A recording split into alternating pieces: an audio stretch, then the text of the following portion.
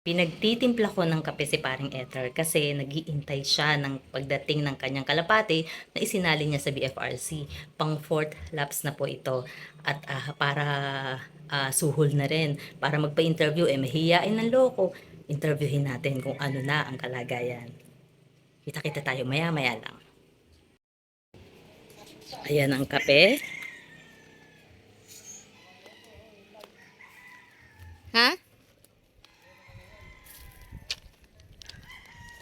At ayan, nakikipag-chismisan na siya sa kapwa niya nagre-race ng kalapate. Magkasabay siguro to. Equal back eh. Makinig tayo. Magkasabay ano? Magkasabayan. Nakapasok na. Nakatali sa lahat yun. Sa akin ito, yung quad core lang ang hindi. Sa PC, nakasaan yung PC. Kasi, ayos. Sige. May kakarga pa tayo. May kargap tayo at balogan. Sige, pare. Sige. Higitay pa tayo. Walang pake. Sige. Ilan na ba mo sa'yo? Isa pa lang. Buti yung umuwi live. Sa yung green pen. Hindi, yung blue bar na 102. Yung ano nga yun. Yung isang eraser nga yun, di ba? Hindi, blue bar yan. Alam ko na yun. Blue bar lang yan. Sige, sige. Hintay tayo. Sige ba? Sige, May sige. pagkarga pa tayo. Okay, sige. Congrats. Sige, congrats. Sige. Yeah. Umuwi na rin talaga. That is alive. May umuwi din sa kanya. Ilan ba yung entry niya? Di ba? 5. Akala ko may dumating ulit, pangalawa. False alarm. False alarm. Akala ko yun. Ibon pala. Ayan, so false alarm. Ito ang kanyang loft. Nasa itaas. Yan. May duyan din siya dyan para pag nag-iintay. At saka sa gabi, dyan siya nakatambay. Kaya lang, meron kaming tower nakatabi. Dito, tower. Ayan. Minsan, sabi nila, sabi ni paring Ether, disadvantage niya ay minsan dyan tumatambay ang mga kalapate. So sa halip na umuwi agad, dun muna tumatambay. Pero kainaman ay landmark siya. No, nagiging landmark siya ng kalapate, no? Alam niya na, ayun na. Ha? Landmark ba siya? Palatandaan niya. Ano yun? Alaglag yung pambuga ko.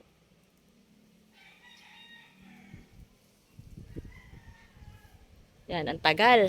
Hanggang anong oras intayan? 5:06. Hanggang 5:06. Anong oras na ba, pare kayo? 5:06. Ang oras pa. So, isang oras ka pang mag-iintay. Ibon na yun ah. May ibon. Baka naman ibon. Na yun. Bilis eh. Hindi naman pala sa'yo eh. Pambira ka. Mali mo, maya lang yan. Hindi. Di ka ba nainip maghintay? Hindi. Oy, pinagtimpla kitang kape, kaya i-interviewin kita. Oo. Kwento mo muna, paano mo natutunan at kailan ka nag-umpisang magkalapate? Pandemic. Pandemic. Start kami ng pandemic. Walang malaga. Nag-alaga kami ni Joey. Paano mo nalaman na may kalapate racing pala? Matagal na ba to? Nakita lang ni Joey dun sa gilid ng bahay. May nagpawala, isang truck. Kaya nag-search siya na nag-search. Yung ganyan yung bumili ng kalapate sa Biopigeon. Ito yung kapag ka, 'di ba, yung naglo-load ka tapos nilalagay sa isang truck. Training. Tapos nakita ni Joey nung bayaw mo na pinakawalan, sobrang daming kalapate. So natuwa siya. Siya yung unang naging interesado. Pandemic 'yan.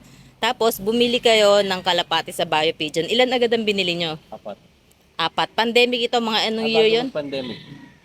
2019. 2019. Pero before na pandemic yun.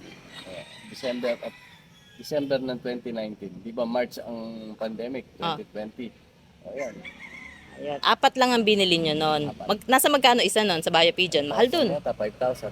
5,000. Pero, tapos, yun na, nagsimula ng dumami. Dumami. Tapos bumili kami sa Quezon. Sa Quezon? Bakit sa Quezon kayo bumili? Nandun ako dati. Anong time na yun? Nakabili ako. Maganda yung nabili nyo. Maganda yun. Nabili ko doon. Yan yung mga pinaproduce niya, yung mga nilalaro ko ngayon. Paano mo malalaman na maganda ang bloodline o yung kalapate? Pwede pagka na-testing mong napag-champion mo. So parang tsamba-tsamba lang din. Tamba. Parang pag bumili ka sa iba, kinlaim nila na, oy, maganda lahi niya, nagcha-champion yan. Siyempre, hindi ka basta-basta maniniwala unless mag-champion Kailangan mismo. mag-champion ka muna. Oo, tama. Nakapag-champion na kami. Third overall champion sa BFRC 2021. Third overall champion sa BFRC 2021. Ano pa?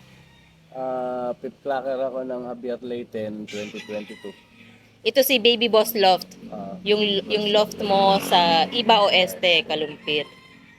Nakapagpa-champion na rin kami. Nakapagpakla kami ng malayo sa Javier Leyte. Pit clacker yung produce na yun niya. Paano ka natututo na magkalapate? Nanonood ako sa YouTube. Nanonood ka lang. Tapos may mga kilala ka ba that time na nagkakalapate din? Si Robby, si Abet. So Don, dun ka natuto din. Tatlo na yun ang aking mentor kung tawagin nila. Nung nanalo ka, nasa magkano ang premyo? Secret, pero malaki. Malaki. Tapos nakita ko marami kang trophy dyan sa bahay. Kaya talagang naging interesado ka. Ang dami ding mga politiko na nagkakalapate, no? Kanina binanggit mo, Christian Natividad. Sa Natividad, pinakamarami nag-clock sa Matnog. Pinakamaraming, siguro ang dami niyang entry. Kaya Sir Christian, ayan, kalapatids natin yan, dyan sa BFRC. ano nga ba si Sir Christian Natividad? Mayor, Mayor ng ng Malolos ngayon. Sa Pampanga, marami ding mga naglalarong mga miyembro ng BFRC. Talagang passion na nila yung pagda-race ng kalapate. Hindi lang siya hobby, kumikita ka pa. Basta maganda yung pag-aalaga mo. Ano yung ginagawa mong, halimbawa sasali mo sa race, ano yung paghahanda mong ginagawa sa kalapate? Marami, sa tulong na lang din ng tatlong mentor ko, yun, tinuturuan ako kung paano ipainom. Pinapainom mo ng mga gamot, pampalakas. Simpleng gamot lang, mga enhancer, vitamins, gano'n. Bago mo isabak. Lagi sabak. Tapos pag dumating na yung kalapate, anong ginagawa mo agad? Pinainom ko agad ng ideal pills para makarecover agad. Kakaawa yung kalapate. Pagdating, hingal na hingal. Layo nang nararating. Kagaya ngayon, Sorsogon. Pero nakakatawa kasi dumating. Live yan. 5 points yan. Ngayon lang bumaba ang speed niya sa 1,000. Lahat ng speed niya 1,000. So ngayon, 800 ang speed niya. 812. 812. Malayo. Pero okay lang yun. Okay lang yan. Importante, hindi na cut off. Ano ba ibig sabihin ng live? Yung points mo, hindi nakakat. Kunyari, from lap 1 hanggang ngayon lap, hindi bumababa ng cut off. Ang cut off kasi niya 700.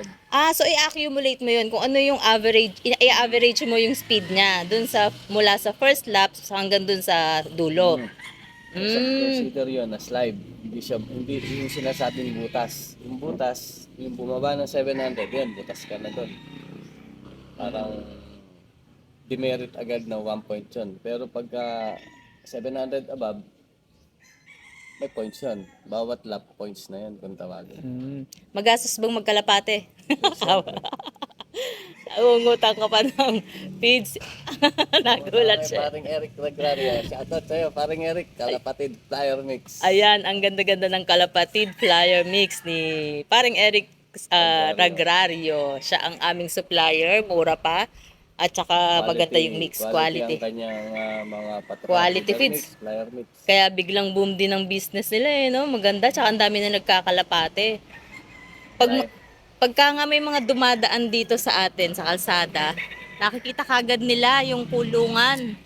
Ayan, mataas kasi siya. Dito sa kalsada. Ayan, isa na kagad pag tinanong, saan nakatira si paring Etra Agulan? Ayan, sabihin mo lang, kundi yung tower, makita yung kulungan ng kalapate, kitang-kita mo kagad. So, madaling tuntunin. Ayan. Yan po ang kanyang pinagkakaabalahan bukod sa pagpaparent ng van. Ayan. Bukod doon, ayan, nagahawan din siya kasi ang likod po namin ay manggahan. At kasalukuyan, may mga bulaklak na siya. Kailangang kawanin ng damo para hindi maraming insekto at maging maayos ang pamumunga. Pinapausukan na din. Ayan. Hintay-hintay ulit tayo, parang Ethel. Hintay. Careful. Sige. Yan ang suhol sa kape, nagpa-interview. Mahiyain.